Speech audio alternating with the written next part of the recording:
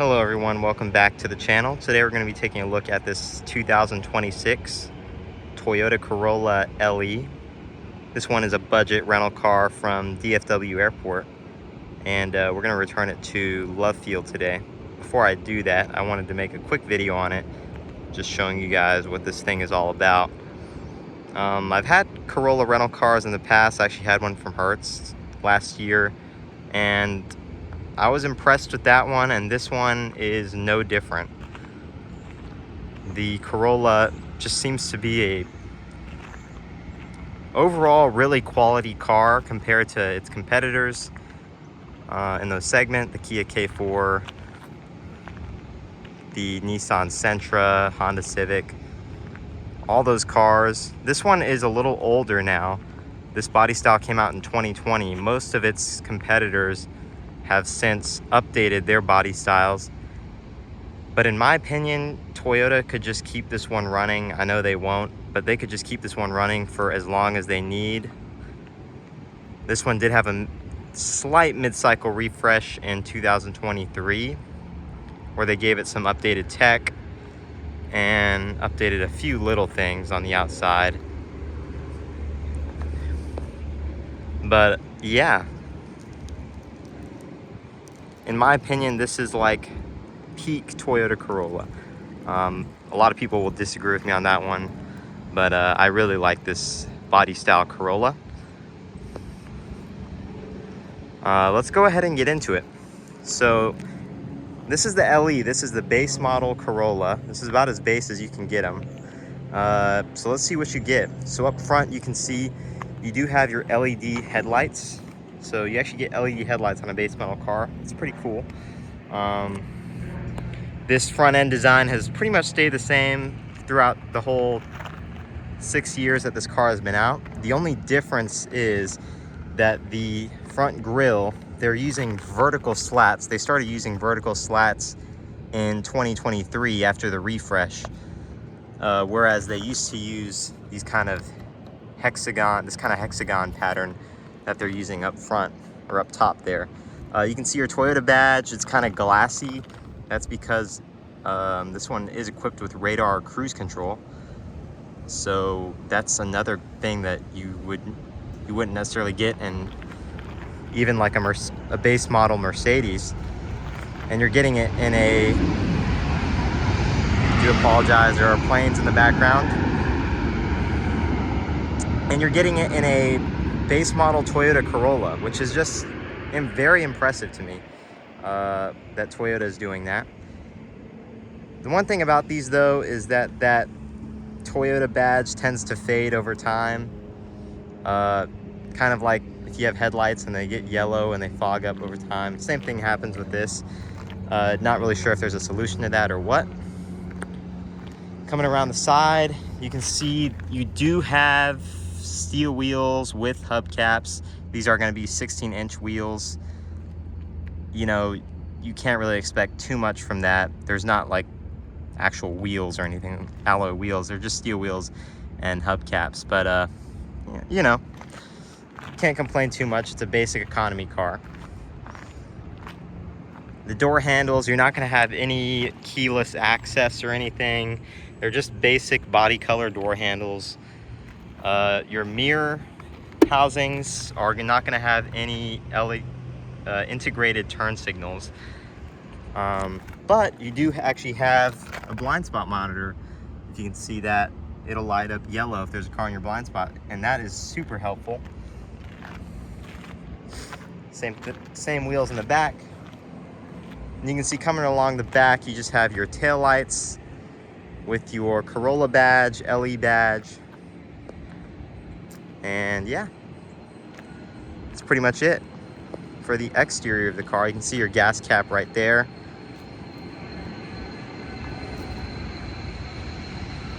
Pretty much it for the exterior of the 2026 Corolla. Let's go ahead and hop in the trunk. Before we do that, I'll show you guys the key. This is the key fob. You can see it is a switchblade style, so there's no push to start. And you have your lock, unlock, and your trunk release and panic. So we'll go ahead and pop that trunk. To pop the trunk, there is a release from the inside, or you can just pop it through the key. There's no release on the trunk, which is kind of weird. Just press and hold and it'll release itself. And you can see you have a pretty good amount of storage space in there. For an economy car, that's not really that bad. Yeah, good amount of space. I believe those rear seats do fold, but I think you have to do it from the back seat, so let's go ahead and check that out. Gotta unlock the car first.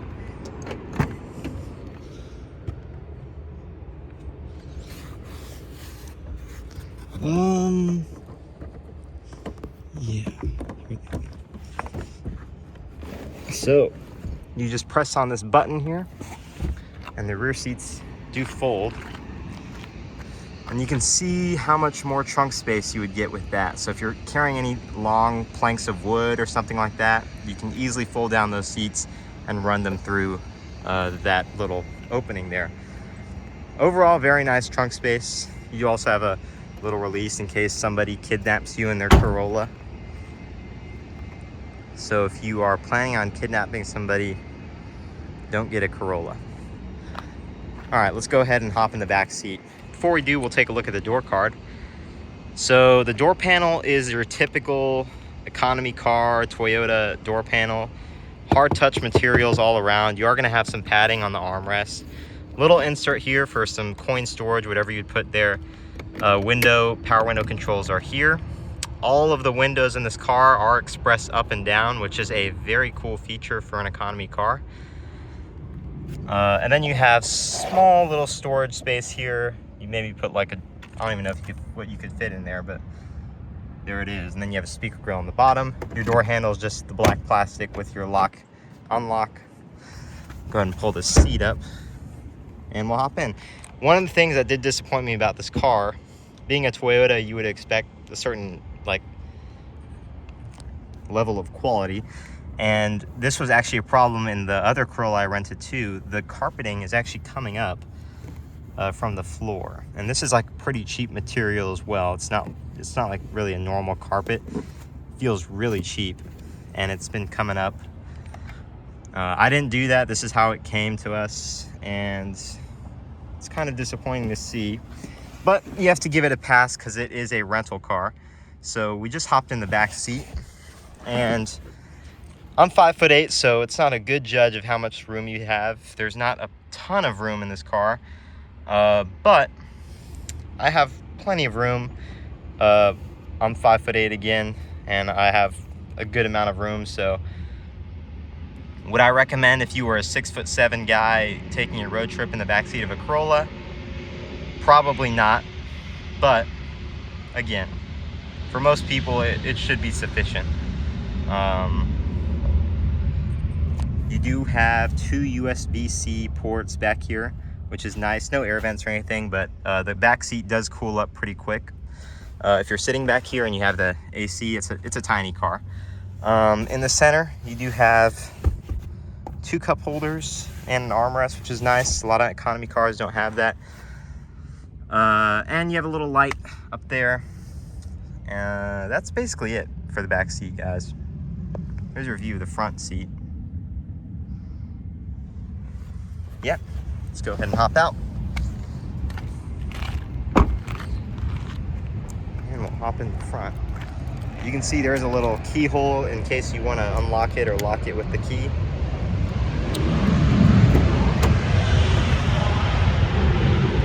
There's your front seat. There's your door panel. So the door panel is mostly the same as the back seat. You can see it's the hard touch plastic with your armrest padding and cloth. And you have your express windows. Again, all 4 are express up and down.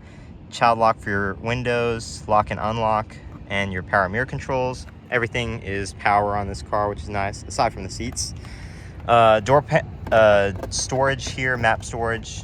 It's gonna be a little bigger. You have a place to put cups right here, and then a little bit more storage down there. This is that trunk release I was talking about with your fuel release as well. And then your seat is fully manual. You can see there your controls, your jack to bring it up or down, and then the backrest controls, and then it also moves forward and back. I believe it's in the backmost position right now. So let's go ahead and shut the door. Actually, we'll leave it open. I'll start it up, show you guys around, or show you guys the startup sequence. So to start it up, you just kind of flip the switch on the switchblade style key, and then you insert it into the ignition hole there. And then you just flick it.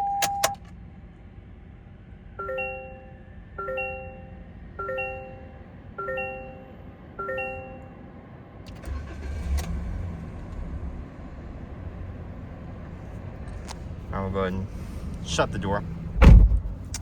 So on the interior, it's the same interior that Toyota has used for the Corolla since 2020. Only difference is you get a different screen and different gauges. That's basically it. Over here you can see you have an air vent. Down here you have your automatic high beams and your blank switches all across the board. Gauge brightness there. Hood release down there. Your pedals are down there, obviously. Here you have your turn signal stock and your headlamp controls. Again, these headlights are LED, and you get your daytime running lights as well. On the other side, you're going to get your windshield wiper controls. You can see how well they work. They're windshield wipers, so they do the job pretty good. This is your steering wheel.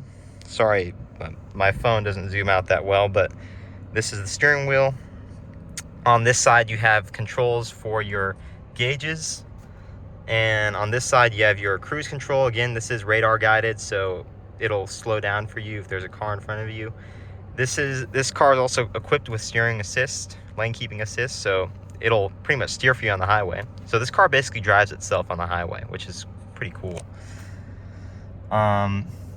Again, you have your volume audio controls here. You can actually control this gauge cluster. So this is a newer gauge cluster. It is digital, as you can see. There's the screen there. You have your tachometer on the outside. And then you have your speedometer on the inside. You can see it's just a digital display there. It does show you how much fuel you got left in miles. So you can kind of flip through the controls there. I don't know why it's not letting me. I think it's because I have CarPlay on, maybe.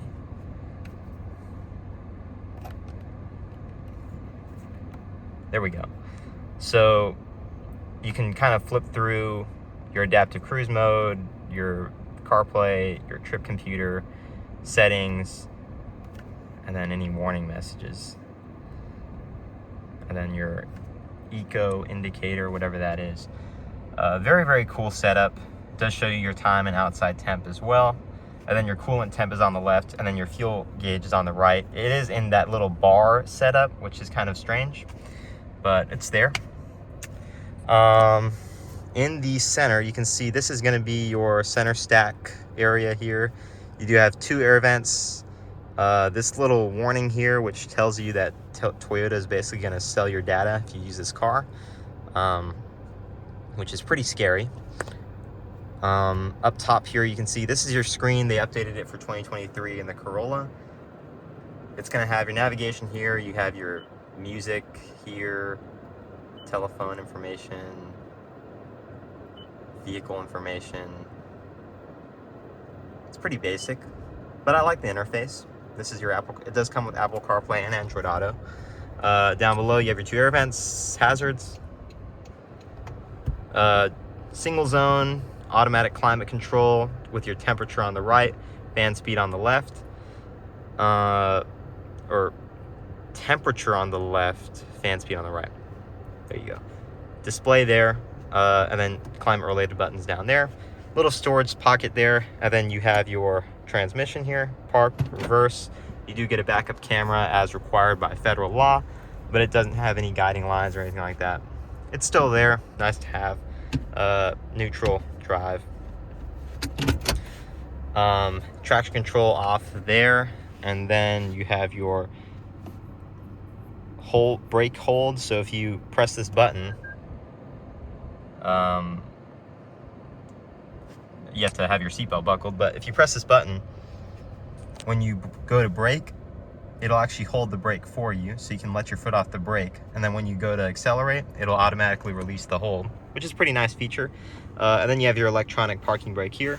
2 cup holders, padded armrest in the center with some center console storage. It's not too deep, but it's sufficient. USB-C outlet, and then a 12-volt power outlet. The seats do have this cool little design. They are stitched in white, and they're black otherwise. Pretty nice. You are going to have soft touch materials all across the dash. This is all soft to the touch.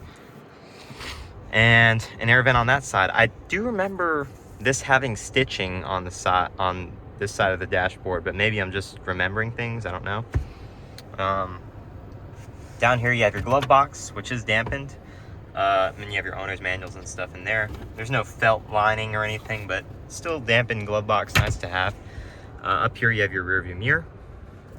And then this is your vanity mirror. You have one for your passenger as well, and Toyota actually gives you these little things that you can stick out, which is cool.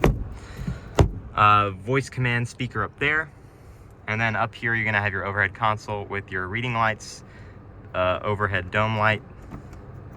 You can see that there. And your SOS button there as well. Very, very nice. That's about it for the interior. We'll go ahead and pop the hood. Check it out.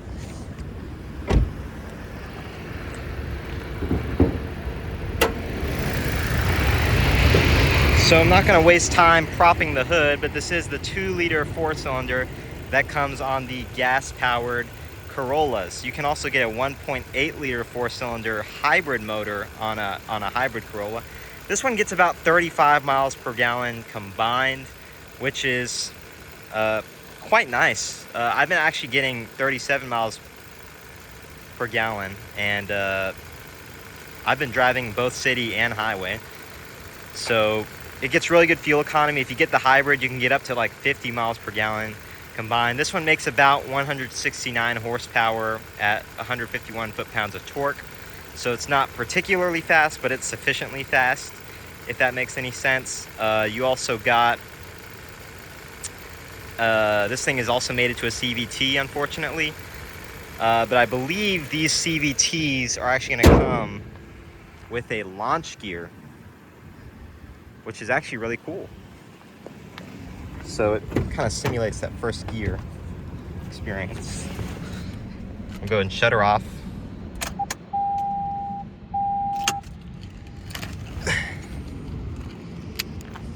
And